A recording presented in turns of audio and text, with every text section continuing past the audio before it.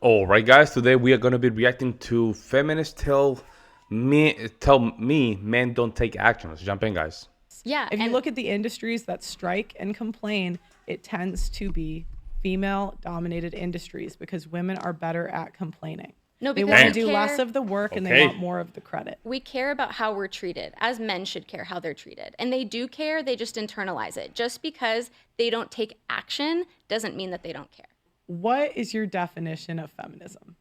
So, my definition of feminism is probably the broad overarching definition, which would be wanting equal opportunity and representation for women and, feminine presenting people. I think that we should be equally represented in political and other kinds of positions of power. I think that we should be advocated for in our unique life circumstances and the things that make us uniquely feminine. And I think that Whatever that we means, need right? to ensure that women have all the opportunity that men are afforded.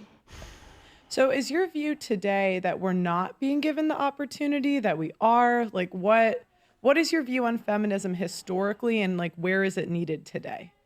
Yeah, so I think where this conversation, especially in sort of like conservative spheres, Yeah. gets confusing is that you tend to focus more on like legal barriers, that there's Okay. no laws that are preventing women from obtaining certain opportunities, applying for certain jobs, going to schools, things like that. Where the more nuanced and modern view is there are no longer any legal barriers, but there are still plenty of societal barriers. There's a lot of discrimination, things like not having like maternity leave, the caregiving gap, things like that, that disproportionately inhibit women from being able to go after certain opportunities because of the responsibilities that heavily, rely on us instead of having a lot of that labor and unpaid domestic labor seen, respected, and divided. Okay. So I don't know how what does that that she's. translate in Yo. 2024? Like how I would have that no idea what she said. She just went back and forward, paternity leave. have Let's just leave it like affected that. me, for example? Well, I can't speak to you and your life Well, experience, yeah, but but I some can speak to yeah, mine. okay. Yeah, go ahead. So, as a woman in medicine, that is a very long journey. I got my bachelor's degree, my master's degree, my doctorate, and now I have Well, yeah, but just like a guy. Yeah. Right? Yeah. well, but I'll explain to Okay, you yeah, go ahead, how go ahead, it has sorry. affected me. So, and I'm currently in residency, which is my postdoctoral training. And so a lot of this I've needed to dedicate 80 plus hours a week to studying, to working in order to be able to have my dream job. And so something like starting a family has needed to be delayed because from a biological perspective, I have to keep in mind that I do have a bit of a time clock, but that the academic path that What she's trying to that say I've been here. on So, has primarily been designed for men, and there's not the opportunities available to she me wouldn't- to take pauses and to take maternity leave and to do a lot of the things that women have to do in order to be able to go after the things that we want and get everything we want out of life.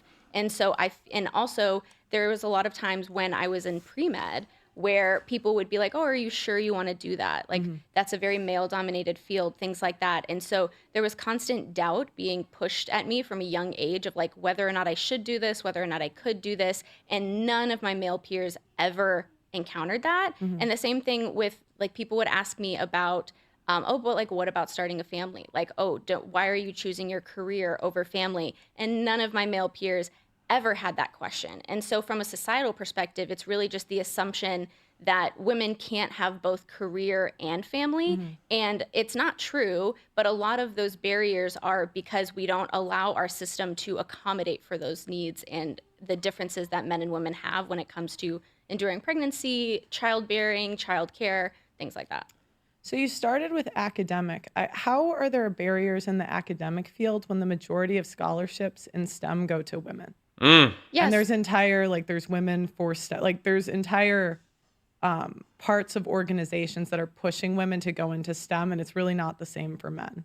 Right. And so I think, again, this goes towards like you have this idea of more strict legal or like actual barriers to access, where I'm talking in a more nuanced way of the timeline that women find themselves in, people who are already mothers, people who want to become mothers. A lot of it does come down to families and child rearing and the responsibilities that you have to balance both academically and with your family. But even outside of like the family dynamic, just the discrimination that women will experience when it comes to us wanting to achieve these higher level degrees and these more rigorous academic and like professional settings. A lot of people will automatically have doubt that we're capable of doing it, and that comes from like a societal. Who are the people? Like, who was saying this to you? Was it like, how often did this happen? It happened a lot, especially in undergrad when I was pre-med. I was in a Like, was it from your family? Was it once a week? Like, I'm trying to understand. Yeah, the who is it? frequency of Who is it? Who is it? discrimination. Because they say Yes. this stuff. Who is it? Who are the one telling you this? Can guarantee you 100% was his mom or a friend saying like, "Hey, listen, the doctor thing sounds very good, but you want to have a family, listen, guys. Every time that my wife give birth to one of our kids, right? And there's female doctors, man. They freaked out. It's very uncomfortable. They under pressure, guys. These are experienced doctors. They fall apart. They just simply fall apart, and you have to tell them it's okay. Don't worry. I have to tell them, hey, man, it's okay. Hey, don't worry. It's okay. Take a deep breath. I have to tell them. They freak out, guys. And there's a doctor, man. She's not even 40, bro, and her face looked like she's 55. Why would you want a job like this? Why? Why? She's having a baby. She's not even happy to have a baby. So not my immediate family. My immediate family has always been my biggest cheerleaders. Okay. But definitely extended family, people. I was in a sorority in Texas, so definitely people who I encountered in undergrad. A lot of my professors and advisors, Yeah. they'd be like, "Oh, this is a really rigorous path to go down. Like, are you sure that you want to?" Yeah. And then I would speak to a lot of my male peers who were like in pre-med, the same track as me, and I'd ask like, has anyone ever told you like you couldn't do this or that you should think about Well, something else? do you And think they would it's- all say no. Do you think it's because women quit more? There we go. I mean, the data shows that women quit They don't finish. careers in STEM quicker than men. Right, and that goes back to what I was talking about, right? Because you have to look at the reasons that they're quitting. Oh, the and a lot reasons. of times it's because of things like discrimination against them, which creates a hostile work environment and a hostile academic environment, or they're not able to balance like But like, the what needs of is their the family. discrimination? It just sounds like it's words you don't like. Like people say words that they don't like to men all the time. Yeah, well, I mean, I'm here, right? I'm Yeah. a doctor now, so it didn't bother me, but I think it's pretty disingenuous to believe that those words don't have an impact because words do matter. But and when that's just life. That's just life. I mean, I go through stuff like everybody goes through stuff like that, and we just figure out whether or not it's like Will Smith said. Those who said that you can, and those who said you can't, are both right. Are both right. I don't know what to tell you here. Like she wants everybody to just pat her in the back, I guess. I don't know. undergrad is 4 years plus, my master's was 1 year, my doctorate was 4 years, and so that's 9 years of my life that I've Yeah. had to endure people constantly bringing doubt to my ability to accomplish this goal. And I did it anyways, and I'm extremely proud of that. But guess I we have to also, hit- let me finish, I also don't fault a lot of women for But she wants a cookie. She wants a cookie. I think she wants a cookie because she finished her degree. This is the problem, guys. And this is why. I mean, in the future, we're going to see less females in the workforce. This because of that same mindset. We already got rid of DEI, which is just all derived from the same egalitarian mentality of, oh, everybody should get like a lollipop. Everybody needs to get a cookie kind of mentality. And when you're a man, you understand that sometimes those kind of rigorous, those people telling you that you can't, it's kind of a fuel. It's kind of a fuel of just making sure you can do it. I mean, it's just giving kinda into crazy, that to be pressure honest. and having those years and years of people pushing that doubt onto them, of course it's going to seep into a lot of them and they're going to have that self-doubt because of all of the external doubt that's fed their way. Yeah, but I think the world doesn't care. Yep. And men understand when they go into the world that the world does not care about their problems and how they feel. And the problem is women go into a man's world and think that the world should care about how they feel and their problems. See, and I think of it as the opposite way. I don't think that it's good that men's feelings aren't cared about. I think that But they we don't should care care. about everyone's See, feelings. I you, think that we you should see, be you what? see what she did there.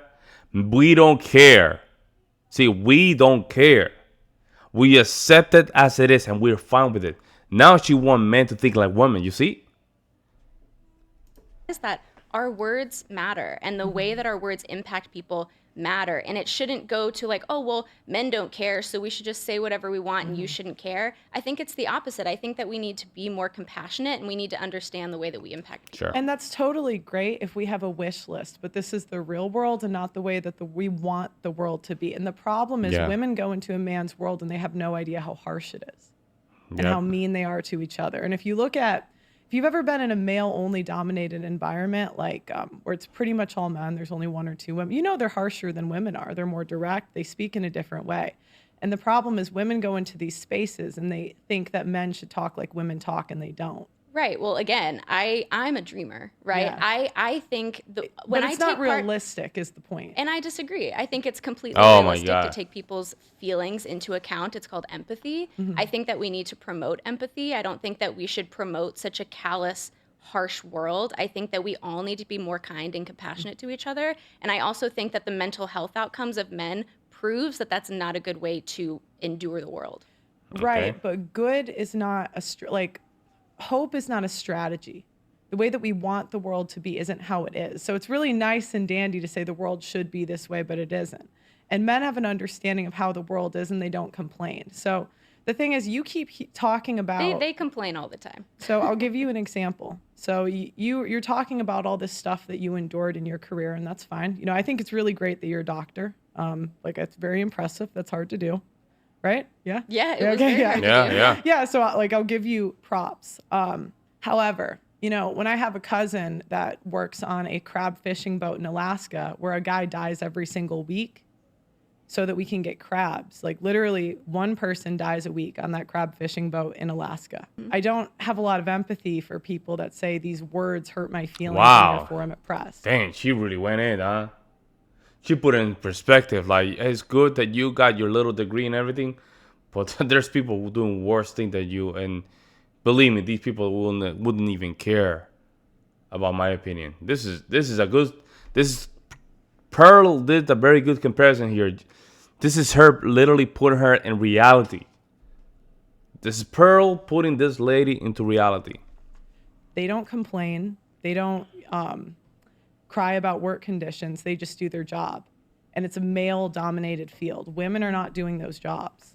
Yeah, so that's called the fallacy of relative pervasion. So saying that somebody else has it worse off means that we shouldn't be able to talk about smaller problems. Like that's a fallacy. Both things can be problems and both deserve to be talked about.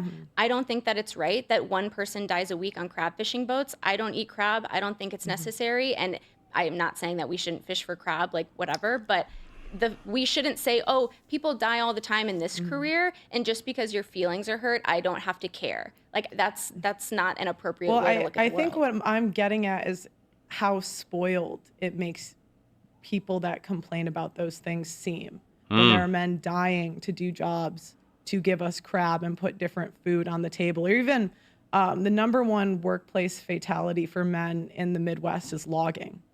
So, you know, when you're sitting on a chair that's made of wood that a guy died to get here, it makes you look pretty spoiled when you're saying, oh, but people said mean words to me in my career.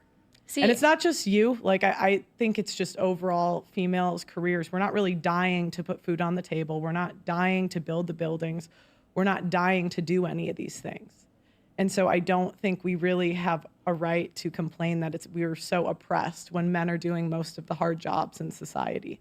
yeah, I mean, you're allowed to have that opinion. It's the Oh, wrong wow. opinion, but you're allowed to have it. Wow. She completely dismissed it. Wow, okay, so here we are, I guess. I don't Yeah. think that anybody should die at their job. I think that if we really want to talk about Wow. the way that men enter into these dangerous career She paths dismissed and the it. way that their lives are just seen as fodder, like they are just, you know, seen as expendable. And I think that's wrong. I think that there is space for both conversations. There's a space to say that men don't deserve to be harmed in their workplace the same way that women don't deserve to be harmed in their workplace. But men understand That's the egalitarian argument right there. that that's the only way things get done. I don't agree with that. Well, you cannot agree, but how else has it ever been done? You think that we have men have always died to protect and build civilizations. Yeah, and civilization Always. is supposed to progress. Civilization is supposed to improve on itself. If we stay stagnant, then we're doing it wrong. If we're looking at these careers and saying, hey, people are dying, we should look at why they're dying and we should address it and we should fix it. We shouldn't just accept it. Yeah, and I think that's a very female way of looking at things because you've never been in that position where you have to pragmatically solve those types of problems. The same way I'm not going to know how to stop the men dying on fishing boats. You're not going to know either. Right, that's not my job, but there are people who have jobs. It's easy to say, oh, this shouldn't happen. The same way we could say, like, we shouldn't have anyone die in war, but we want to be safe. Do you not think that there are people whose job is dedicated to improving worker safety? Like, those jobs exist. It's not my job, it's not your job, but those jobs exist. Wow. And you should argue that they need to have more responsibility. They need But to it's not that easy, lady, because somebody had to sit down and just figure out this stuff up. Well, which is going to be men. It's not going to be easy because you have to literally sit down, figure out, and how in the hell you can minimize death on these jobs.